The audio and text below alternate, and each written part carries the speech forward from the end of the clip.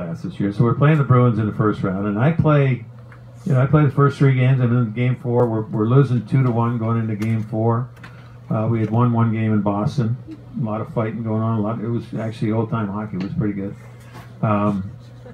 Get into game 4, and I played most of the first period, and then all of a sudden, I think I played the whole first period. I forget who my line mates were. And I come out, second period starts, I go to jump on when our line goes. He goes, "Clark, wait, stay here. I go, oh, okay, I think he's going to let somebody else go out there for a shift or something like that. Well, I don't play the whole second period. Now I'm really starting to steam. And I was wearing a helmet at that time, and it was getting really steamy underneath the helmet. And so I am pissed off, and like you can't imagine, the team's getting annihilated, and I'm thinking I could at least do something to stop the carnage that's going on out there, you know. Second, third period, I figured, well, he's seen enough of the bullshit that's going on. He's going to put me back on the ice. Nothing. I sit there till about, I think there's 30 seconds to go of the game. I think we're getting killed like 5-2. Terry O'Reilly was coaching the Bruins. He puts Brendan Byers out on right wing, and Ted's Lyndon Byers, not Brendan, Lyndon Byers, thank you. Puts Lyndon Byers out on the ice, and Sater comes down and taps me on the back and says, "Get out there next to Brendan Byers, or Lyndon Byers." I looked at him, I go, oh. I want to kill him now, but it's on national TV, so there'd be too many witnesses.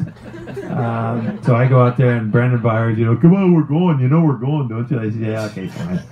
Well, we dropped the gloves. It lasted for about 15 seconds. It was more of a wrestling match. I go in the locker room, and in the Boston Garden, there's a room. It's a stinky old dressing room, but in the old Garden.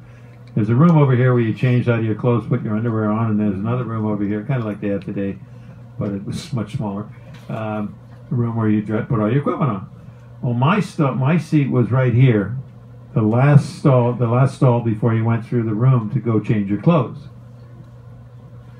I'm in the locker room. I've gotten thrown out because I got a 5-minute major and there's a few seconds left in the game, so they send me in the locker room. And I'm just ripping my shit off. I'm like, I'm done. I can't even see straight. I'm so mad. And Ted Sater comes in. The rest of the team comes in. Ted comes in. He walks by me on his way to the back room, and he taps me on the pads and goes like, "Way to go."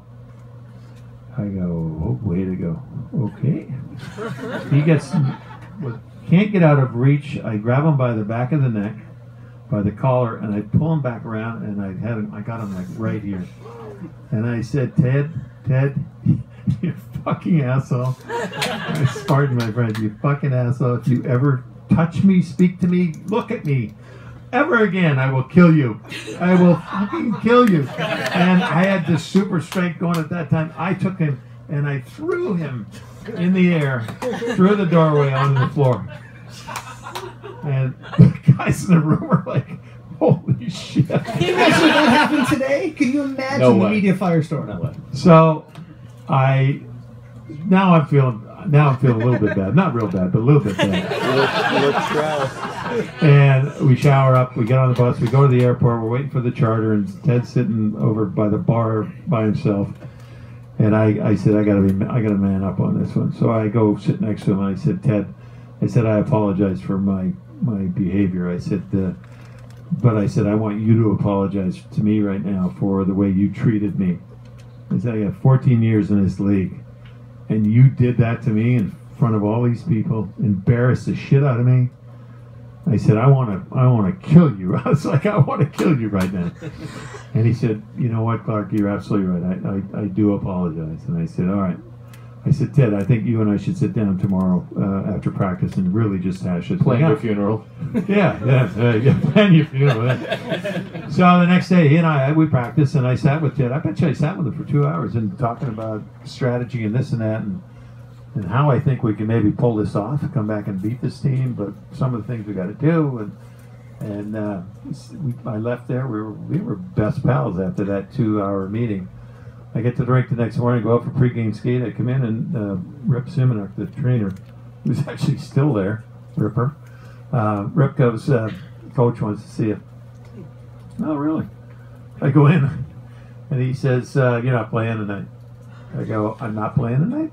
After all the shit we went through yesterday, talking to you, and I'm going to go with more speed." They dressed this little guy. He was about this big. He was smaller than Butch. That's how big he was. And he said, "I'm going to go with more speed and this and that." Well, we ended up getting crushed like 6-2, and we weren't even in the game. The Bruins just kind of one by one just beat the crap out of everybody. And that was my last game. That was the last game I never played. But the game in Boston was the last game I ever played. And that probably would have been my last game I ever played, but I never got a chance to play it. And to this day, I hold Ted Sater directly responsible. I don't blame you. And I have never seen him since. And I want to tell you that I am going to scare the living shit out of him. Mark my words, I will scare the living shit out of that man when I see him. Anyway. All right, that was pretty long-winded. What? Any other? That was awesome. I think I'll